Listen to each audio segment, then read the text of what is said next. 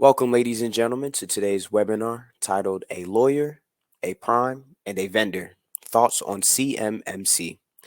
I am Tamel Harbison with SAME National Office, and I will be assisting today in the background with any technical issues you might experience. Before we get started, I would like to go over a couple of housekeeping notes. If you are connected through a VPN and you are having difficulties, we ask that you log out of that VPN and it will minimize those issues for you. Audio is broadcasted through your computer speakers, so when you've entered, you should have been prompted to connect to the audio stream. Click Connect and turn up your volume. We ask that you use the Chat tab on the control panel to submit any technical issues, and then look at the Private tab for a response. Any questions that you might have throughout the presentation today, we ask that you submit those through the Q&A tab, and you can use the upvote option for questions that have already been asked to avoid duplicates and indicate what also you might want to be answered. This webinar is being recorded and will be posted on our SAME website at a later date. And with that, I would like to turn over to the digital floor to our moderator for today, Jane Flynn. Yes, hello. This is Jane Flynn. I'm with Vestige Digital Investigations, and I'll be your moderator today. I'd like to start actually by getting an idea of who's on the call and find out who do you represent. So I have put a poll up in front of you with 6 options. If you could like to understand if you are representing small businesses, medium businesses, large businesses, academic institutions, nonprofits, active duty military, or are you civilian at government agency? If you could please choose one. All right, thank you. Looks like we have about 50% are small businesses. Great. Let's take another poll. Where are you in your CMMC journey? Are you already compliant with the NIST800-171? So you should be all good? Or are you remediating a handful of items that needed addressing? Are you totally ready for the official certification assessment? Have you not started? Are you just getting started? Or CMMC what? All right, it looks like kind of split between a little bit more getting started right now and remediating a handful of items. Great. All right. So what I'd like to do before we actually get started is to give you a little bit of information about our panelists. So our prime today is Dick Corolewski. Dick is the Federal Regional Manager, Government Services, Power Engineering and environmental consulting firm. Dick has more than 30 years of experience in the architectural and engineering industry, with more than 20 years in the federal markets, supporting projects in the U.S. and overseas. He also serves as the Federal Security Officer responsible for security on all federal contracts and projects. Dick is based out of Boise, Idaho. For our lawyer today, we have Ned Childs. He's a partner at McGuireWoods. Ned's practice spans more than a decade in D.C. and encompasses a broad array of legal services, including government contracts, investigations, disclosures, regulatory enforcement actions, bid protests, government contract disputes, government contracts counseling, export licensing and enforcement, and prime contractor-subcontractor disputes. Ned is based out of Washington, D.C. And our vendor, Damon Hacker. Damon is the president and CEO at Vestige Digital Investigations. He has more than 20 years of experience as a cybersecurity expert for both proactive and reactive consulting services on multiple frameworks. He is an AB Marketplace CMMC registered practitioner and guides businesses through the CMMC process, from assessment to remediation to advice and advocacy for success in achieving CMMC. Damon is based out of Medina, Ohio. All right. So, one more poll for you before we hand it over. The question is, do subcontractors need to be compliant with NIST800-171 and CMMC? Yes to both. Only if the prime is certified to a maturity level 3 or higher. Yes to NIST800-171, no for CMMC, or no. All right. With that, what I'd like to do is to hand it over to Dick Corolewski with Power Engineers. Thank you.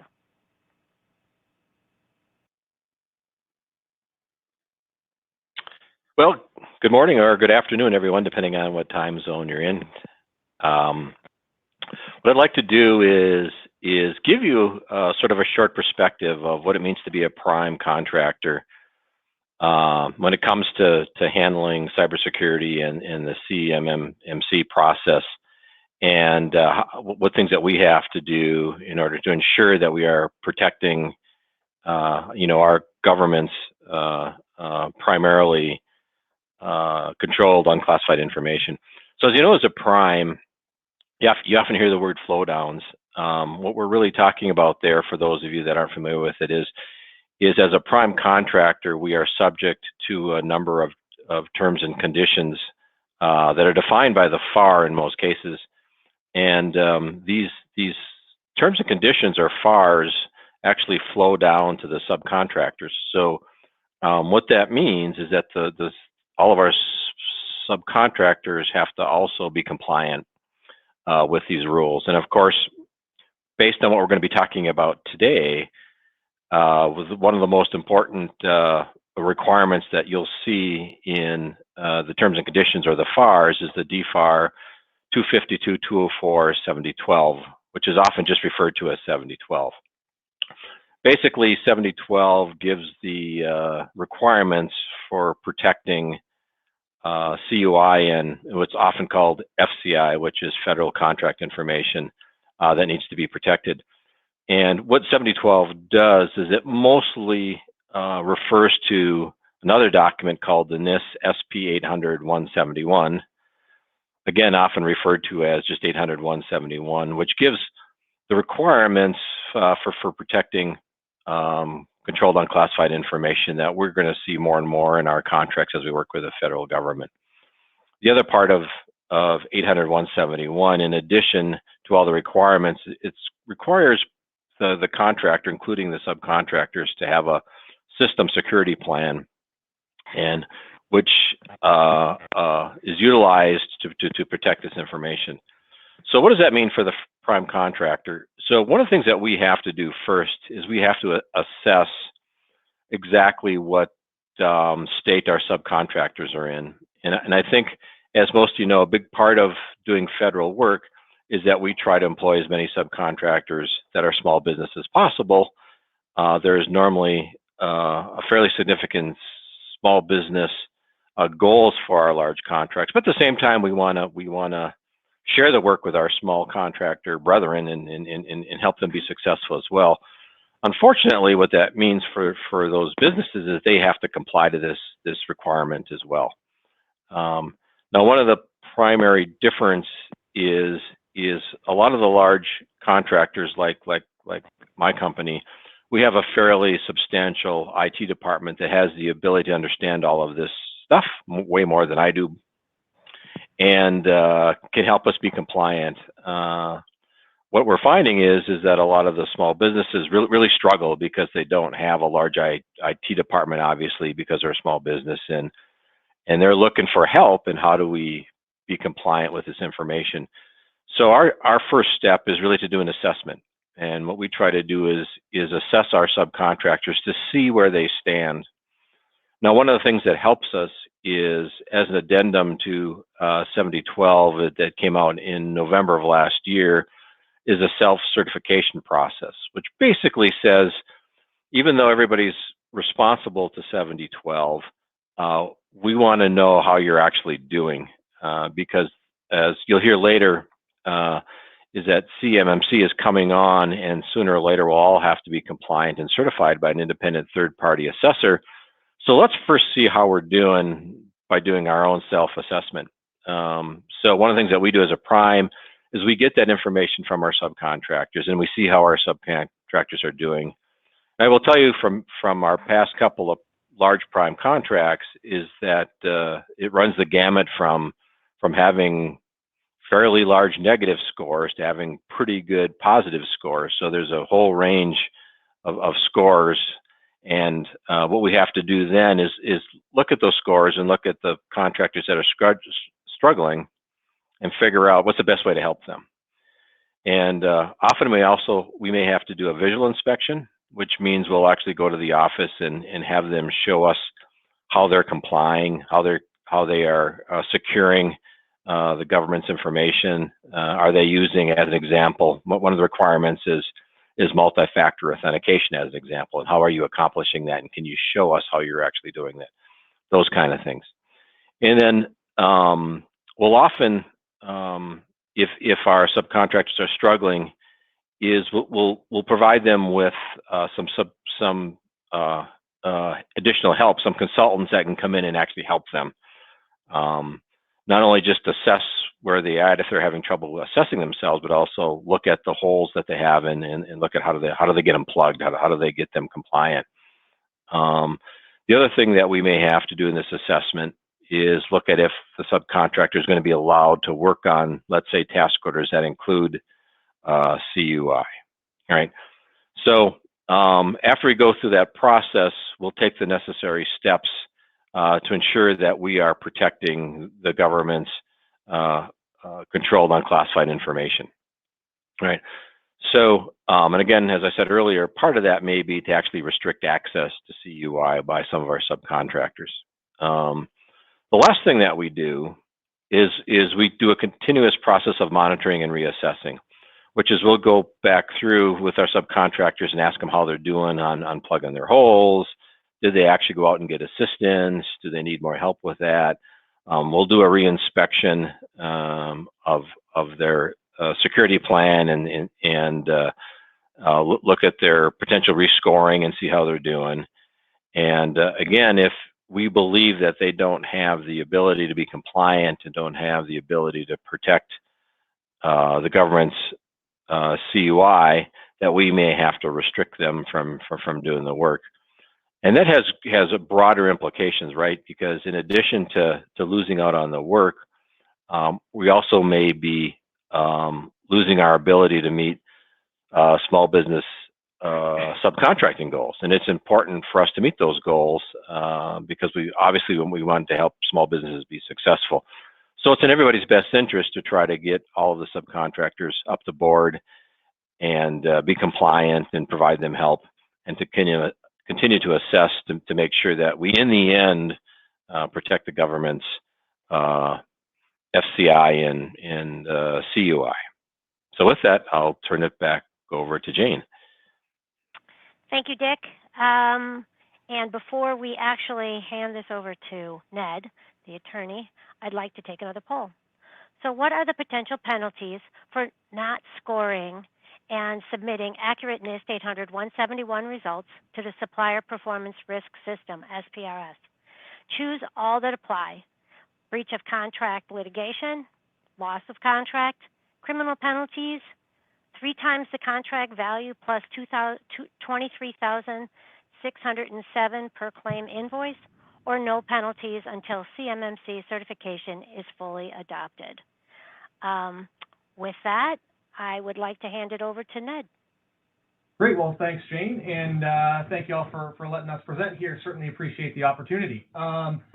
So the first thing that I'd like to kind of go off of it, and it's sort of based on the poll question here, is the risk that's associated with compliance with both the CMMC's process and the NIST 800-171 standard. So as you can see from the slide there, actually there's a large number of items that can attach to when a contractor or even a subcontractor fails to comply with or actually misrepresents their compliance with the NIST 800-171 standard. So those risks can, as the poll suggests, range from contractual disputes and claims either with the government or with the prime contractor, to False Claims Act enforcement, and as the poll had suggested there, that it's actually a fairly significant enforcement risk that the government enforcement tool that the government imposes over contractors here. So if there is a misrepresentation and it does actually result in the failure of the subcontractor to provide material services to the prime contractor and to the government, it can result in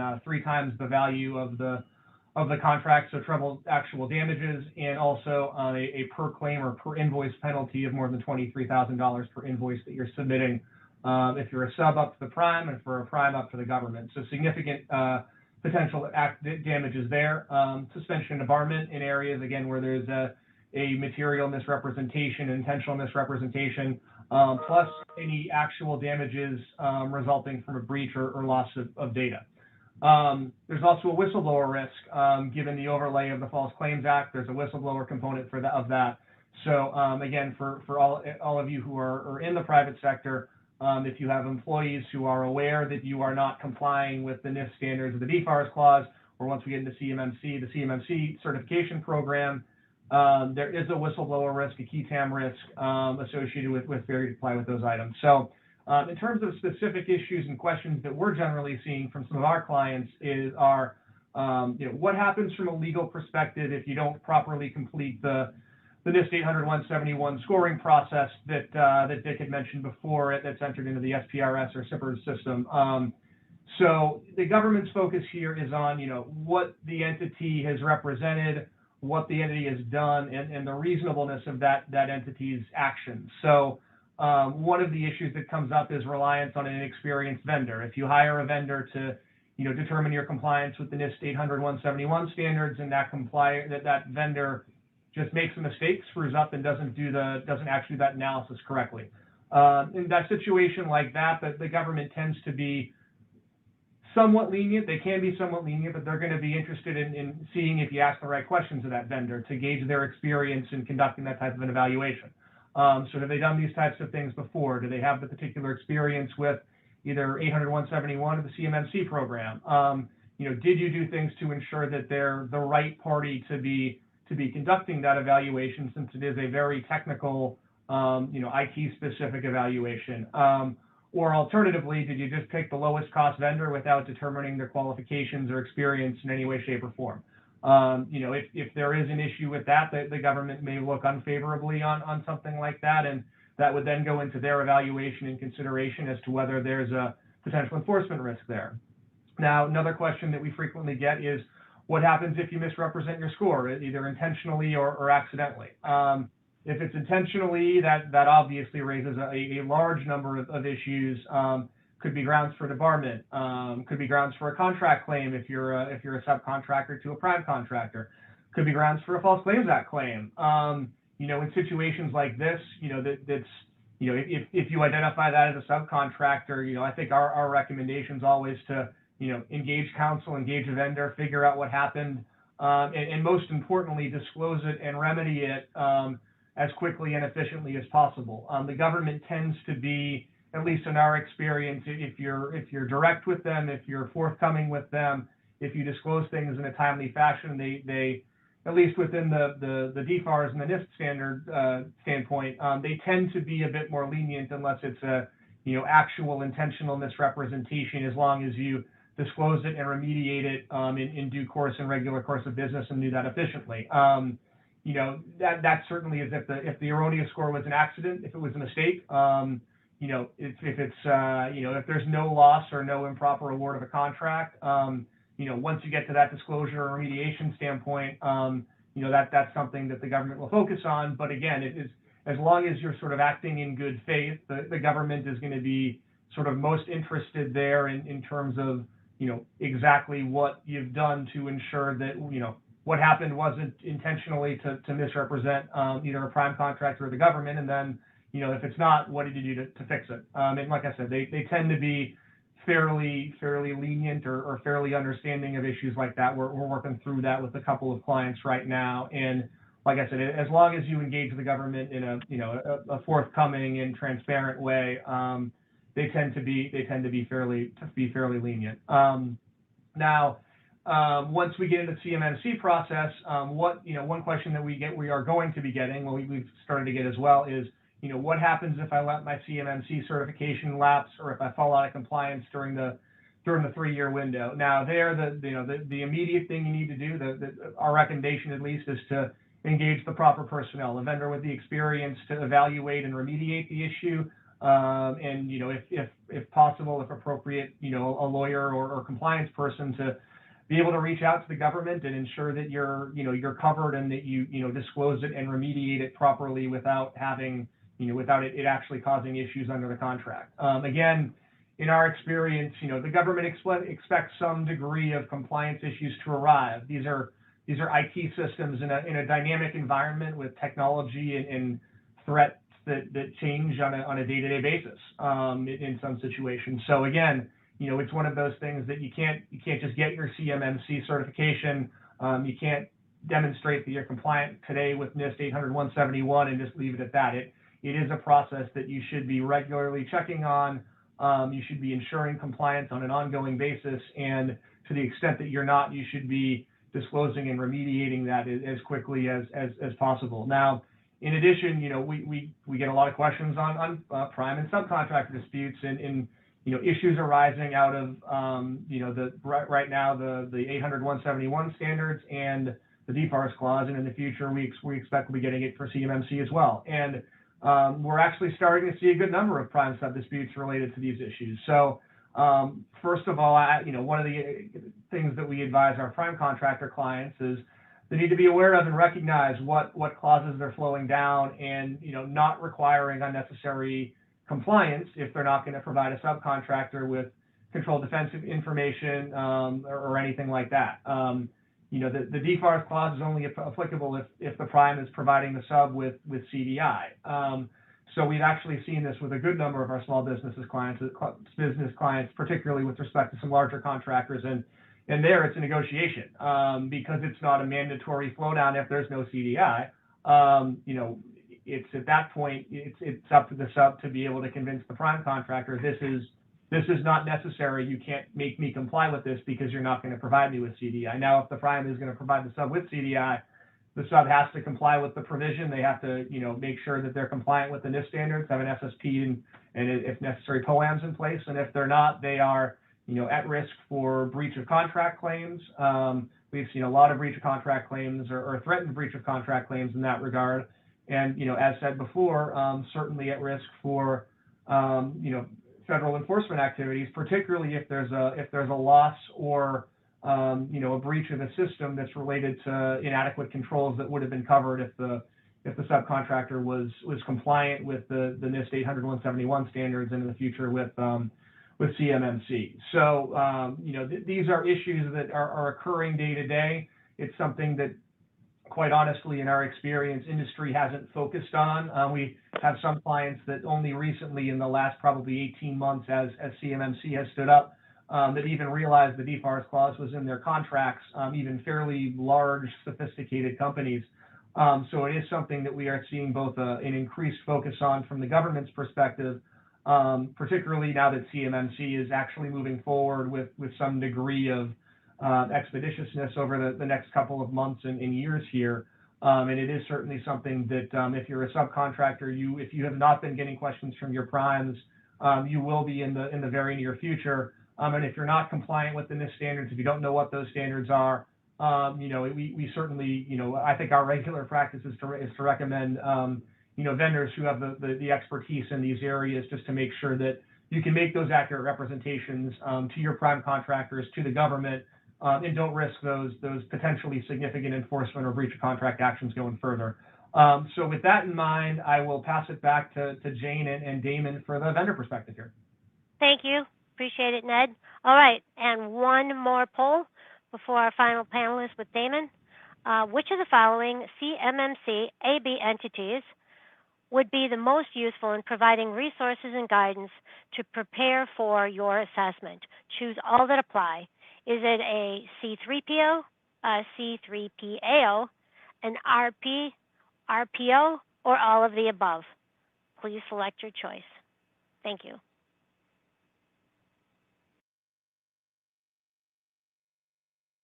All right, and with that, I'm going to hand it over to Damon Hacker, our vendor. All right, thanks, Jane. I'll take a look at those results there. So we're going to learn a little bit more about the RPOs and C3PAOs and RPs and C3PO in this discussion here. Looks like we got about half of people said it was all of the above, and a lot of them at C3PO from there. So we'll come back to that one. That's a fun one. So anyhow, we're going to talk about what it takes to be compliant with both NIST 800-171 as well as CMMC. And, NIST800-171 is not new, although to some of you on this, it may very well be. I know we talk with a lot of different companies, and I am surprised at the number of organizations that are really just not familiar with NIST800-171, and yet it was implemented in 2016 with it being required by December of 2017. There are two components three components of being compliant with NIST 800-171. The first is that there's 110 practices, IT related. I say related because some of them are administrative requirements and some policy type of things, but they're basically practices that need to be put in place. Like I said, there's 110 of those, and that's the first requirement, that you're actually practicing those. The second requirement is that you have what's referred to as a system security plan, or an SSP. And that is merely a document that illustrates what it is that you've got in place that's addressing each one of those practices from there.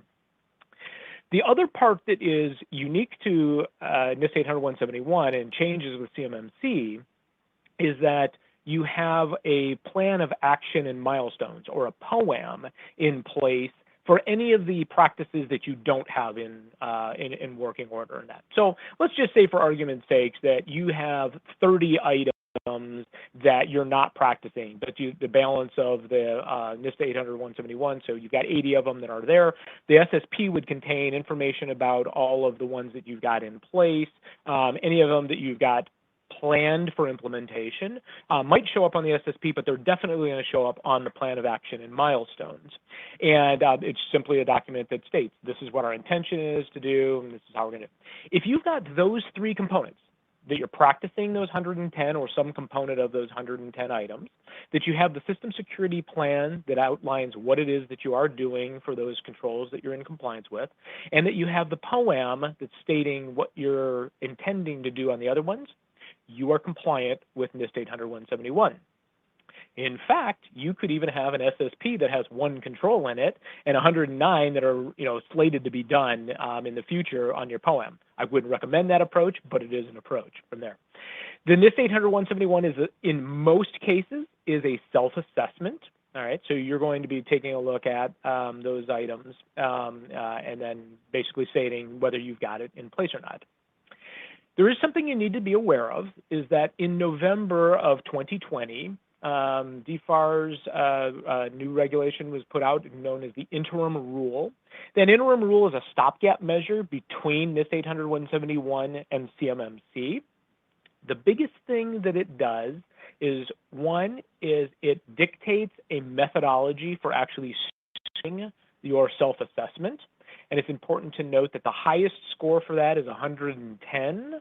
The lowest score, you can actually generate a negative score. And the reason that is there's quite a few of the controls that carry with it a penalty that's more than just 1 point, right? So 110 is the maximum. There's 110 controls. There's no coincidence there.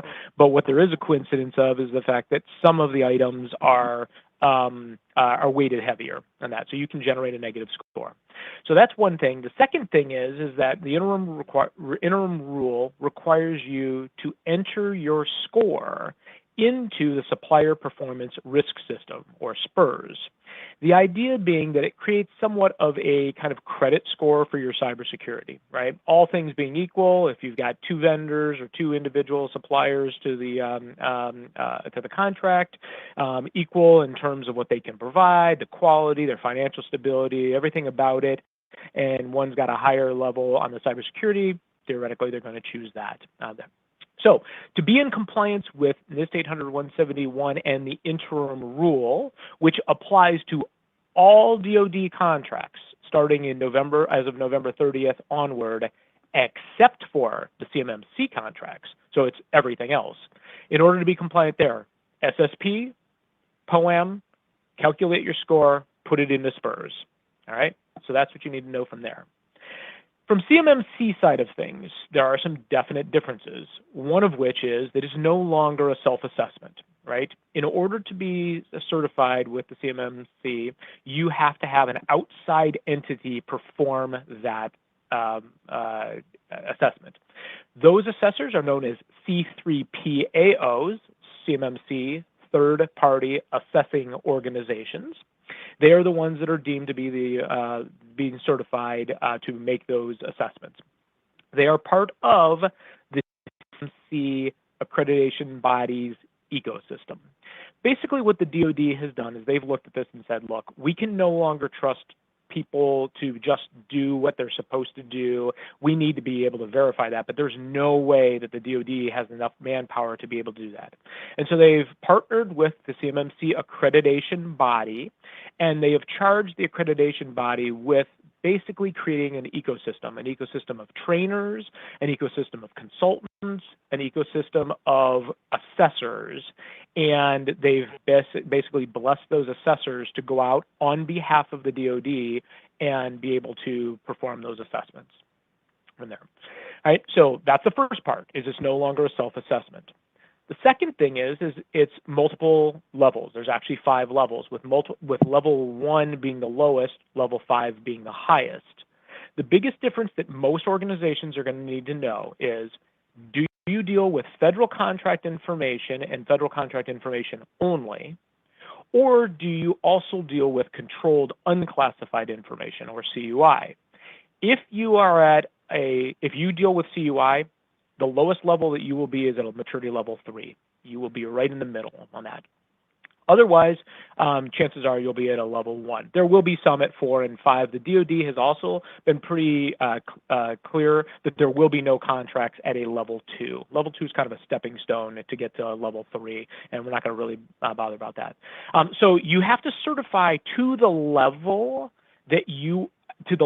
or higher than what the CMMC contract has been put out for. Okay, so for example, if a CMMC contract has a designation of a maturity level 3 requirement, you, in order to be on that and receive CUI and be fully compliant with it, would need to be at a maturity level 3, 4, or 5.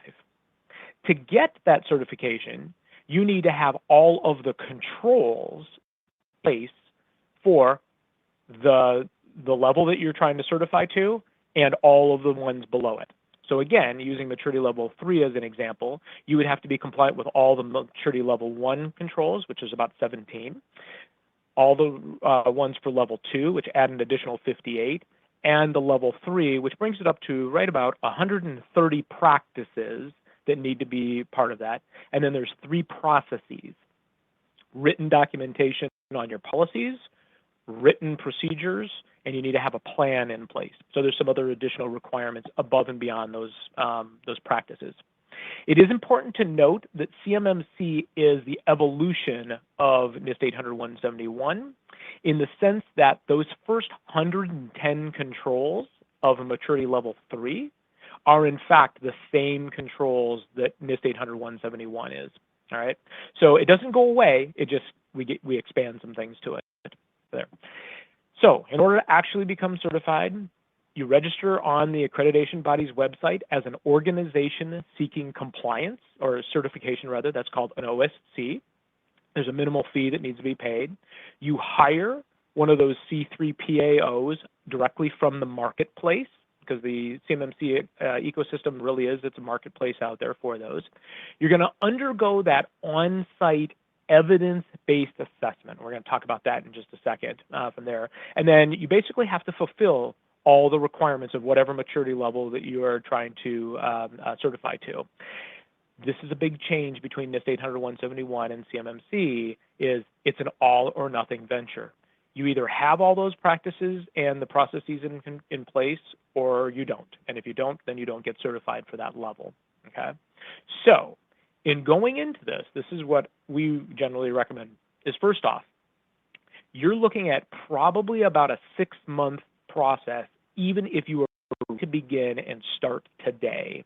And that's just if you were ready to hire that C3PAO and go. The reality of it is most organizations probably going to be 9 to 12 months before they can actually even be to the place where they're certified. that. So you need to get started relatively, early in the process, because it could be too late if a contract comes out that you want to be awarded and you just start the process. All right. So you don't want to go into the C3PAO assessment blind.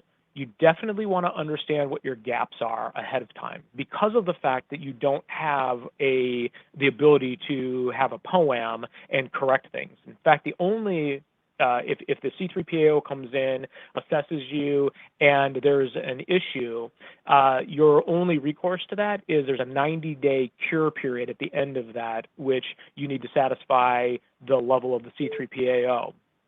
The problem with that is that you also need to have about 90 days of evidence that those controls are in place. So it is possible that as the C3PAO does their assessment and comes to a conclusion that you might not be able to actually remediate those items because you need to have that 90-day of evidence out from there. The other part to this is, because it is evidence-based, you need to understand what that evidence is and where you're going to get that, and that should all be decided well in advance, because basically what happens is the guidance that's been given to the C3PAOs is that they need to find 2 pieces of corroborating evidence for every one of those controls. So again, for maturity level 3, there's 130 practices. They're going to need to see, either through interview, through direct observation, or by testing, they're going to need to get 2 pieces of evidence that show that you've got that control in place. And by the way, those 2 pieces have to come from different areas. So you can't have 2 interviews. It has to be an interview coupled with direct observation or testing for there. Suffice it to say, this is a pretty high standard for people to achieve, all right? So you've got some choices. One of those choices is certainly do it yourself, and there's nothing wrong with doing that. The nice part about the CMMC is that there is no requirement to work with somebody within the CMMC ecosystem to become certified. You can absolutely do this on your own from there. The problem that I usually recommend is, if it has not gone through an evidence-based assessment before, they definitely need some assistance, even if it's some guidance from somebody in the ecosystem, because there are some nuances with the framework, as well as we've had a lot of situations where companies think they're ready, and when they get to the place where they're really starting to be evaluated they realize, oh, I wasn't ready for this. You could turn to your outside IT company. Also maybe a good choice, because they already have an understanding of the environment. The caveat with that one is I would make sure that they understand the framework. Again, there's some nuances in there that they need to know, and what you don't want to do is go down one path and then find out in the 11th hour that you've made the wrong choice, or even at the point in time when the C3PAO is in there. So that leaves you an option of maybe going to a cybersecurity company, and that could be a very good choice. The thing I would think about on that one is making sure that that cybersecurity company is well-versed in compliance-related issues, and that they're just not a provider of maybe of some kind of particular solution or software or something along that lines from there. What I'm going to also recommend is that you look at some of the entities that are in the ecosystem. And the 2 right answers that I had right there, the 2 entity types, so we had RPOs, RPs, C3PAOs, and C3POs. The 2 entity types are RPOs, which are registered provider organizations. RPOs go through some additional training, and they have to have registered practitioner staff, RPs, over there. The C3PAO is the assessor, and the C3PAO could be somebody that you would ask to do from the consulting side as well. There are no restrictions against a C3PAO performing consulting, but they just can't do the consulting for the same company that they're going to be assessing, all right? So RPOs are your consultants. Your C3PAOs are the assessors. They can do consulting as well, both of which will be really, really aware of the nuances of the CMMC framework. From there, the question that you're going to want to ask the RPOs and or C3POs are, can they help you with the remediation? And that's leaves you with the kind of the last choice, which is kind of a hybrid between a cybersecurity compliance company combined with the RPO, who gives you a lot of experience coming from the cybersecurity arena, also has the nuances of the CMMC framework in there. So just some food for thought on that one. And with that, Jane, I'm going to turn it back so we can entertain some additional questions. All right, thank you. So first of all, I just wanted to say thank you to Dick, to Ned, and to Damon, and we'd like to now open up for questions. We given you a lot of information, and it looks like we have a question here, which is, the question is, how do we determine what level we are? Anybody wants to answer that? Yeah, I can take that real quickly. So there's a couple of different things you're going to want to look at. I'm going to make it really easy for you. You need to look and see, are you doing CUI? If you work with controlled unclassified information, you are going to be at a level 3 or higher. If you don't, or have no need to receive and use CUI in order to carry out your work, then you'd be looking at a maturity level 1. If you look at the 200 to 300,000 entities that are part of the defense supply chain, the vast majority of those entities are really going to be at a maturity level 1 because they only deal with federal contract information from there. I would not focus on level 2 whatsoever because, like I said, there's not going to be any contracts from there.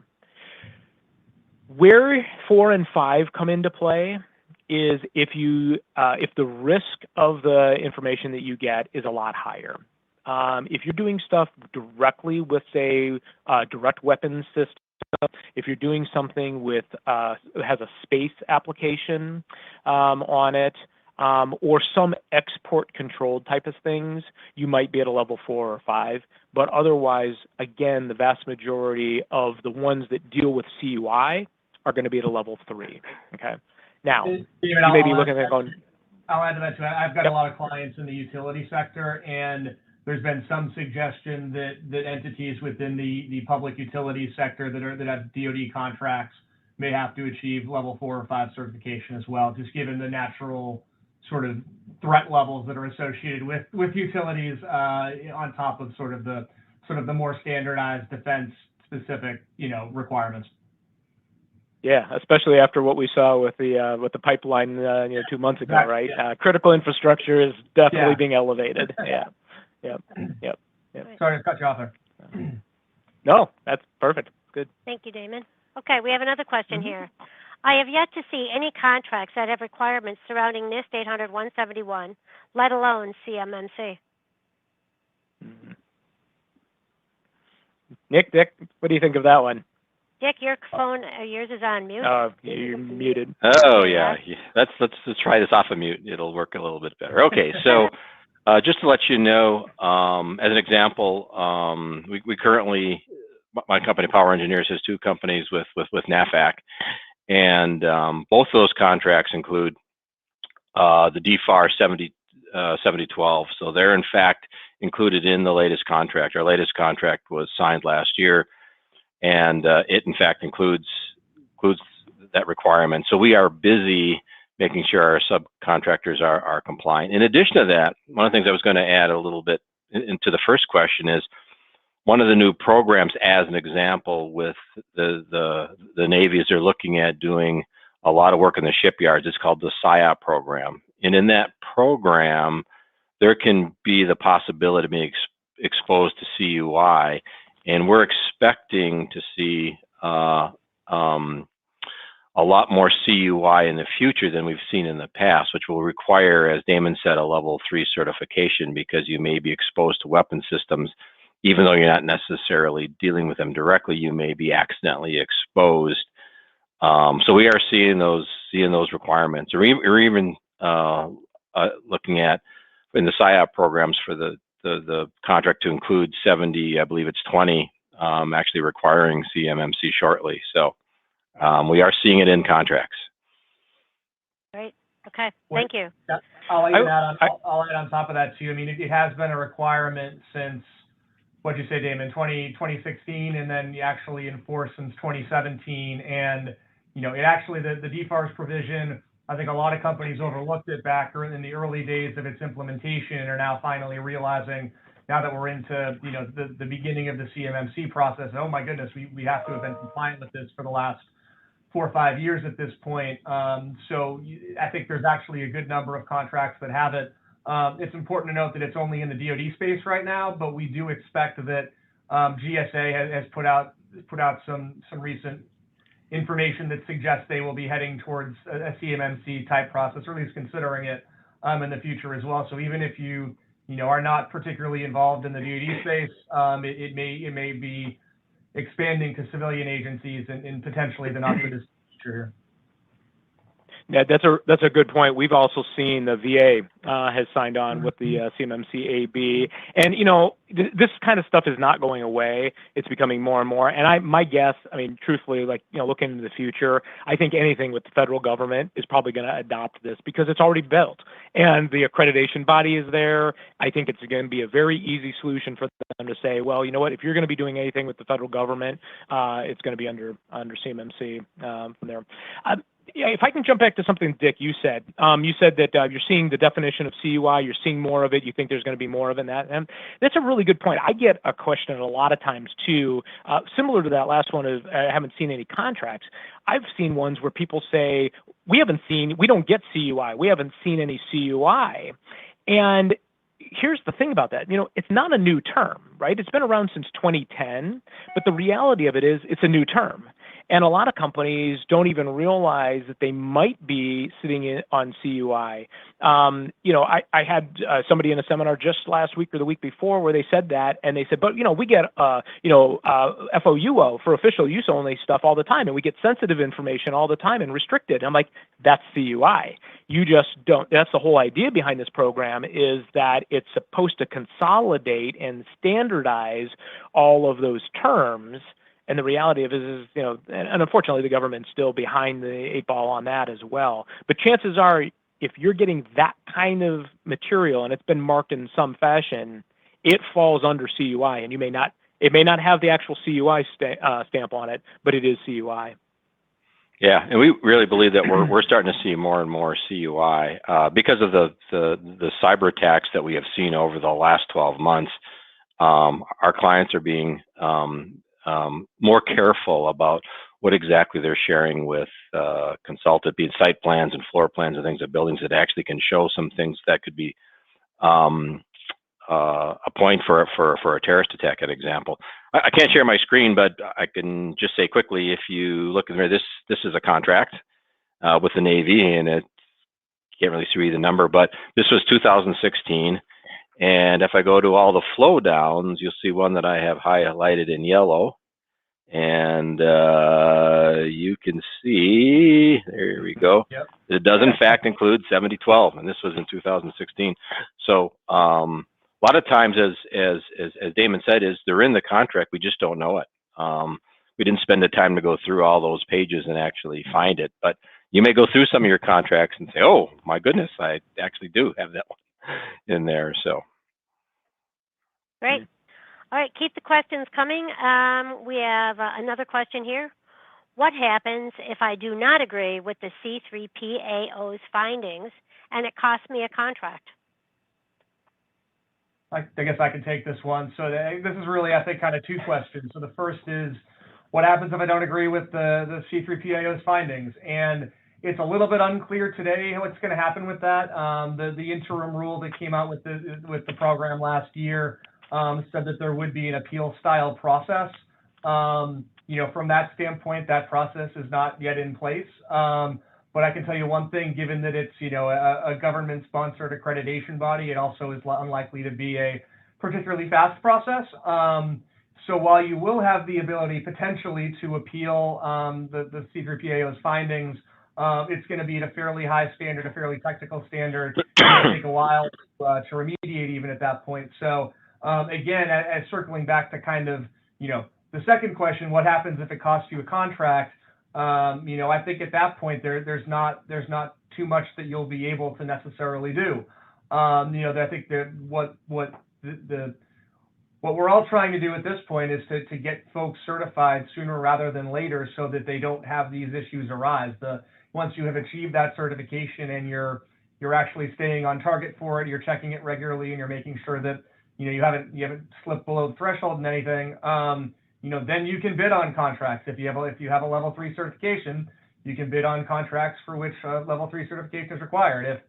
If you don't have level 3 certification, you can't even bid. So in a situation like that, it certainly behooves you to, as a company in private industry, to get ahead of this and get that certification, or at least engage someone to start looking at it sooner rather than later. Right. Anybody else want to comment on that? One of the things that I think is important is that regardless of what's in your contract today, I think it's important for firms that do federal work to actually go out to the supplier performance risk system and go through that process and actually go through the self-assessment. At an initial step, try to figure out where exactly do you stand. So from that point, you can look at what you're going to need to do. You might find out, well, that you're not that bad and you only got a few holes to fill, or you might find out you have a long way to go. But it's a first step in looking at where you actually stand. And I think that the system, you guys correct me if I'm wrong, is the same system that federal contractors use for wide area workflow. You log in through the same system. So if you're doing federal work and you have a wide area workflow account, you can go in and to the supplier performance risk system and do the assessment yourself and give yourself a score. Okay, good. All right, we have another question. Has anyone come up with potential costs to companies? What is the financial impact on a small business that is a subcontractor to big primes? So, yeah, there have been. If you're really interested, the actual rule that changed, the interim rule that we talked about, so DFAR's Supplement Rule 2019-D041 actually goes into what the government went through to evaluate and look at what they thought the impact would be in going from NIST800-171 on up to CMMC, and basically came to the conclusion that it would be there would be a small impact, but not a huge impact, and therefore they got the justification to move forward with it. If you ever have any like insomnia and want to try to read that, it's a good study on that. Kidding aside. The program is still, the CMMC itself is still early, and I haven't seen some really good prices and that kind of stuff in terms of what it's going to take for an organization to go there. The big problem that I think a lot of organizations need to or are thinking through is that there's a disconnect between what the DoD is looking at, where they're saying, well, you're already supposed to have been compliant with NIST800-171, and so the incremental gap to get up to CMMC is relatively small. The problem is that most people are more like this, right? And they're like having to put the stuff in for NIST800-171 and get there. But, if you've got basic cyber hygiene, and this is the important thing that I as a cybersecurity expert, what I look at is the stuff that's at maturity level 3, right, where most organizations are probably going to be if they're, if they're dealing with CUI, it's not like really egregious types of requirements. It's actually just good cyber hygiene. In fact, even if you look at the information that the DoD puts out, that's what they're expecting is good cyber hygiene, not great cyber hygiene.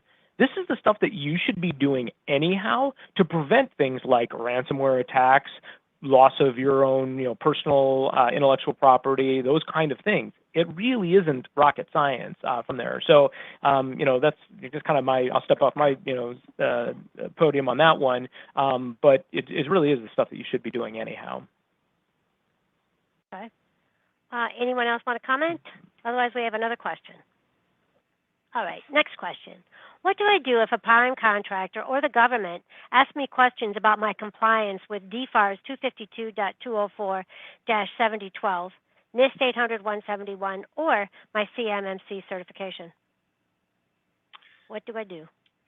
So this is Dick. I'll maybe field that first. So remember in the beginning of my presentation, prime contractors who have a direct contract with the government are required to make sure that their entire team are compliant. Most large contractors are going to work with their subcontractors, including small business contractors, and help them, as I talked about earlier, to figure out where exactly do they stand, and what do they need to do to be compliant, and give recommendations on what they can do.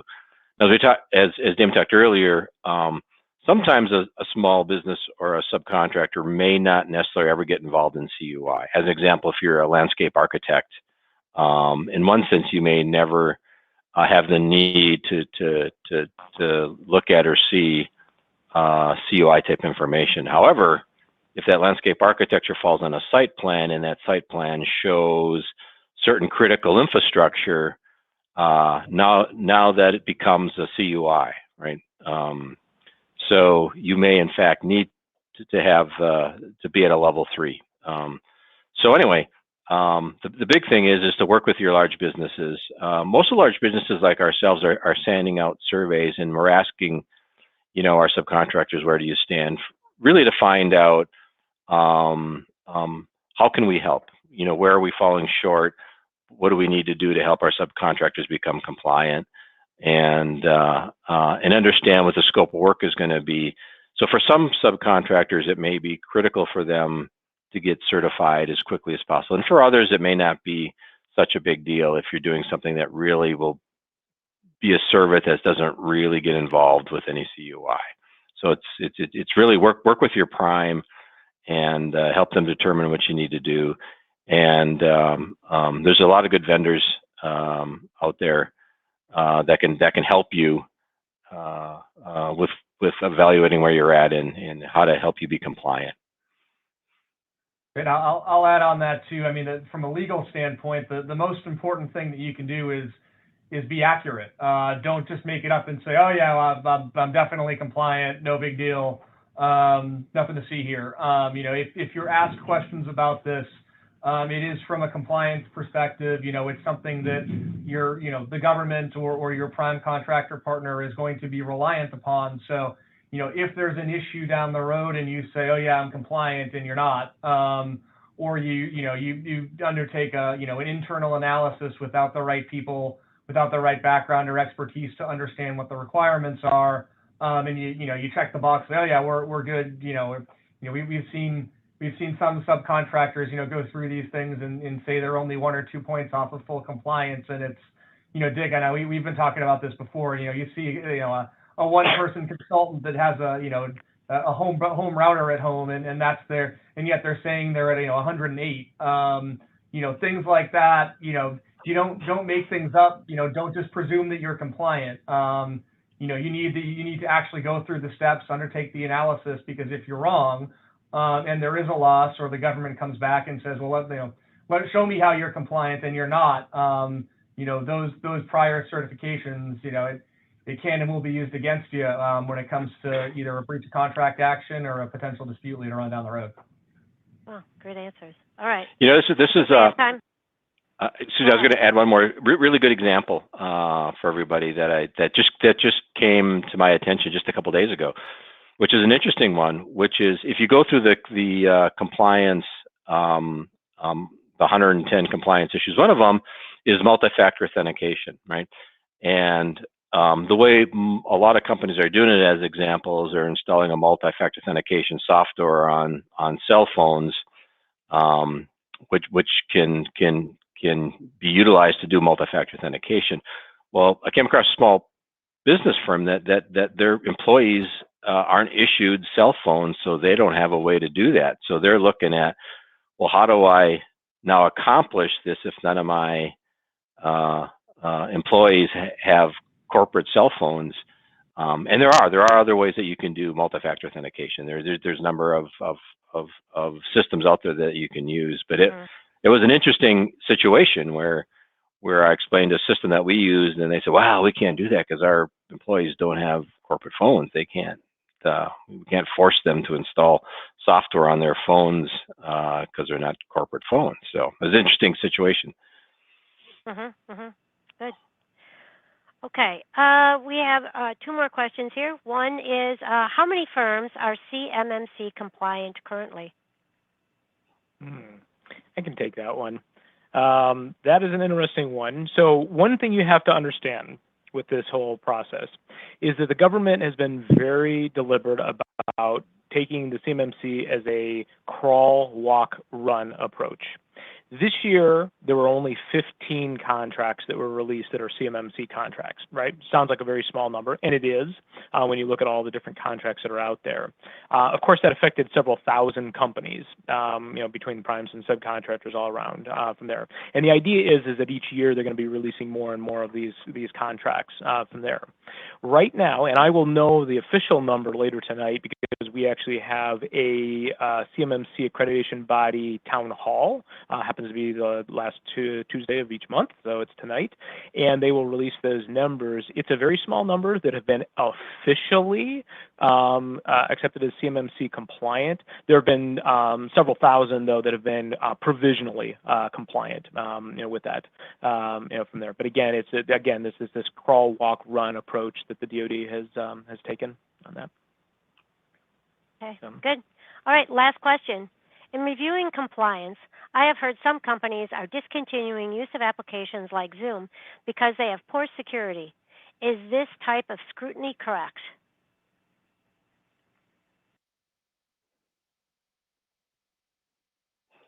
You guys got an opinion? Go for it, Damon. Go for it. I think, Damon, you go first. Okay. It can be. And it really kind of depends on what's being used and what's being discussed, right? There is no requirement, so one of the things you have to understand with CMMC is it is what we refer to as a non-prescriptive framework. It tells you what you need to have in place, but it doesn't tell you how you need to have it completed, right? So you need to secure the data. You need to secure the FCI and the CUI, but it doesn't say here's how you have to do it. And that's because they need to, it has to be applicable to all, different organizations, and all organizations are going to be at different levels from there. I did just see some guidance this week about certain types of in scope.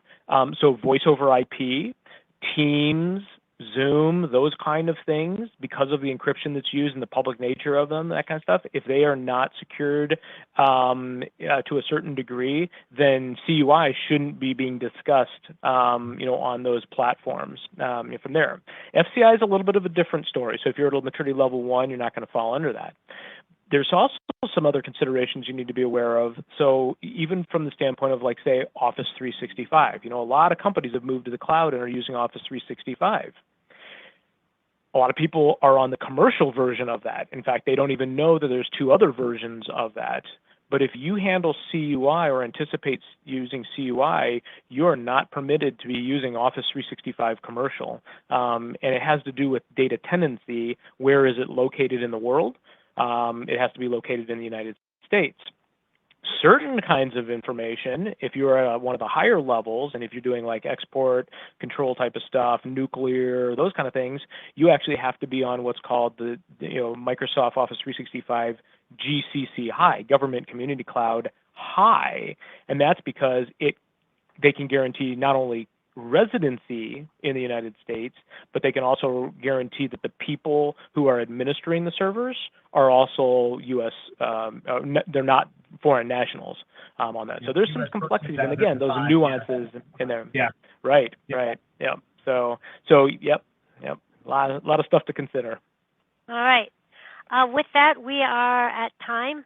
So I just wanted to say thank you to our prime, Dick Corolewski with Power Engineers, and Ned Childs, the partner at McGuireWoods, and Damon Hacker, president at Vestige Digital Investigations. Thank you all for your time today, and thank you to all of you attending. We appreciate it. Enjoy the rest of the day. Yep. Thank you, everyone. Thanks, everybody. Thanks.